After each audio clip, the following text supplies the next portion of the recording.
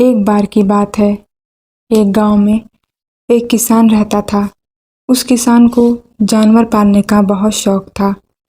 उसके पास पहले से ही बहुत सारी भैंसें थीं, जिनका दूध बेचकर वह अपना घर चलाया करता था।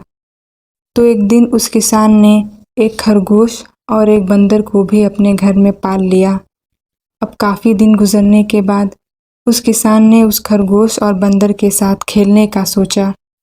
उस किसान ने अपने खेत में बहुत सारे छोटे छोटे गड्ढे कर दिए और फिर उन गड्ढों पर मिट्टी डालकर उन गड्ढों को बंद कर दिया और किसी एक गड्ढे में उस किसान ने एक गाजर को छुपा दिया। अब उस किसान ने खरगोश और बंदर को उस गाजर को ढूंढने के लिए कहा। खरगोश बहुत ही कॉन्फिडेंट था और उसे अपने आप पर बहुत विश्वास था। उसने एक एक गड्ढे को खोदना शुरू किया और गाजर ढूंढने लगा। लेकिन बंदर जो था वो बहुत ही नेगेटिव और आलसी था। उसने सोचा कि खेत में इतने सारे गड्ढे हैं और वह गाजर किसी एक गड्ढे में है, इतना कौन ढूंढेगा।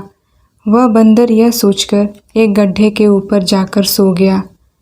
अब उधर खरगोश अपनी पूरी मेहनत से गाजर ढूंढ रहा था। एक एक करके खरगोश ने सारे गड्ढे देख लिए, लेकिन उसे किसी भी गड्ढे में गाजर नहीं मिली। सिर्फ एक गड्ढा बाकी रह गया था, जिसके ऊपर बंदर सो रहा था। अब खरगोश बंदर के पास जाता है और उसे उस गड्ढे पर से उठने के लिए कहता है। जैसे ही बंदर उस गड्ढे पर से उठता है, खरगोश गड्ढा खोदकर गाजर बाहर निकाल लेता है और अपने मालिक को ले जाकर दे देता है।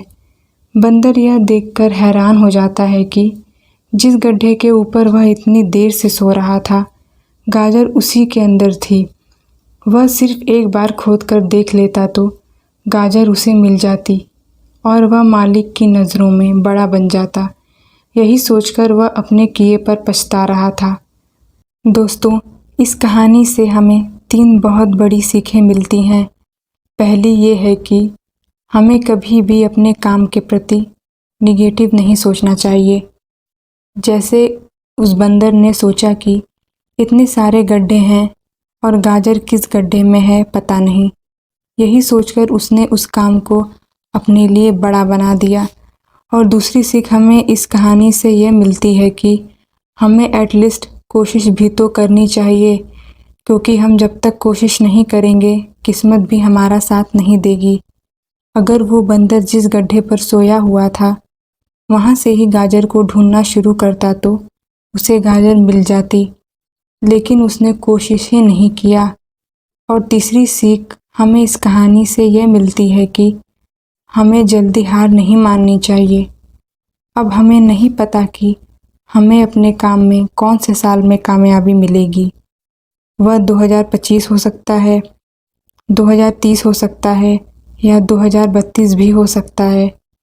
लेकिन हमें कामयाबी तभी मिलेगी जब हम पॉजिटिव सोच के साथ कोशिश करते रहेंगे और हार नहीं मानेंगे।